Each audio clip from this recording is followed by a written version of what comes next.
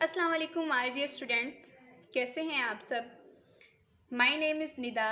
मैं आपकी computer tutor हूँ। आज के लेक्चर के अंदर जो ऑपरेटिंग सिस्टम की हमने सीरीज़ स्टार्ट की हुई है, लेक्चर नंबर 4, ये वीडियो उस लेक्चर का पार्ट है सीरीज़ का। तो बाकी भी आप वीडियोस देख लें ऑपरेटिंग सिस्टम की, आपको इंशाल्लाह बहुत ही अच्छे तरीके से और सिंपल अंदाज में आपको काम समझ आ जाएगा। अब देखें, वेलकम है आपका अगेन हमारे इस लेक्चर के अंदर। तो टॉपिक है हमारा आज का इंटर प्रोसेस कम्युनिकेशन आईपीसी।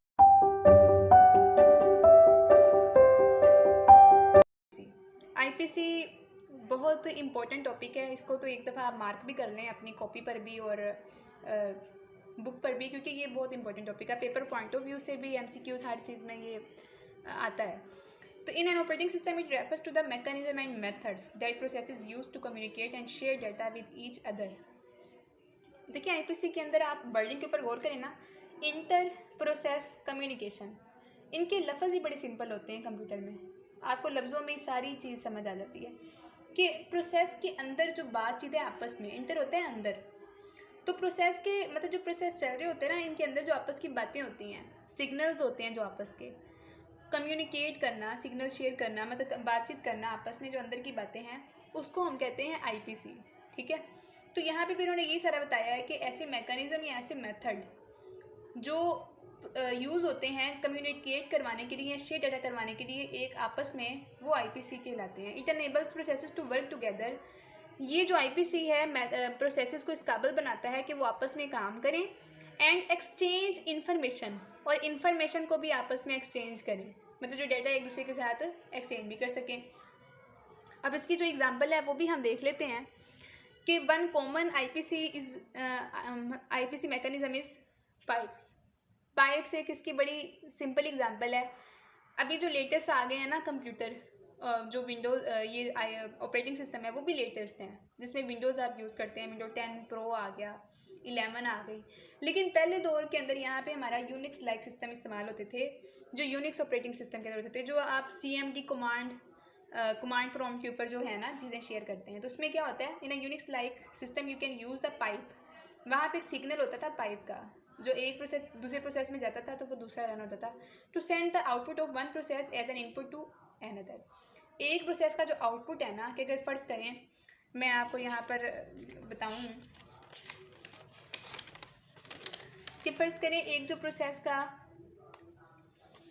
हमारे पास आया ना आउटपुट, जैसे 2 + 2 = 4, ये एक अलग प्रोसेस चल रही है। ठीक है, आगे हमने इसकी वो प्रोग्राम बना दिया कि अगर इफ़ आंसर इज़ 4, मतलब यहाँ पे कुछ इस तरह से थोड़ी सी टफ लैंग्वेज के अंदर कोडिंग होती थी कि अगर 4 आंसर आया तो नेक्स्ट वाली सारी प्रोसेसेस रन हो जाएं।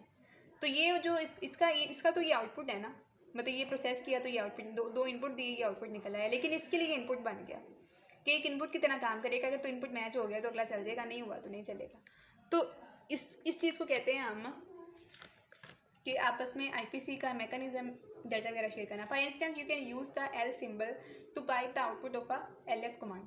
अब देखिए यहाँ पर बहुत ही ये कॉमन एग्जांपल है। अगर आप खुद भी एक प्रोग्रामर हैं या कभी आपने कमांड प्रॉम्प्ट इस्तेमाल किया हो, तो वहाँ पर एलएस मतलब कमांड के लिए ये लिस्ट फाइलों के लिए इस्तेमाल होती है। LS command list file as an input to a grep, दूसरी एक फाइल को जिसका मतलब होता है search for a specific text within the list.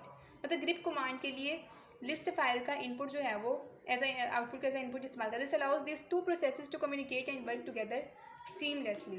तो ये आपको अक्सर ही चीज़ें नज़र आती हैं कि इसका जो कमांड मतलब इसकी जो कमांड है लिस्ट फाइल की, ये ग्रिप फाइल के लिए यूज़ होती हैं कि एक लिस्ट में से एक मतलब टुकड़े को उठाना, ठीक है, आउटपुट को, उसको अगले मतलब प्रोग्राम में भेज देना कि इस अब लफ्ज़ को आगे सर्च करो।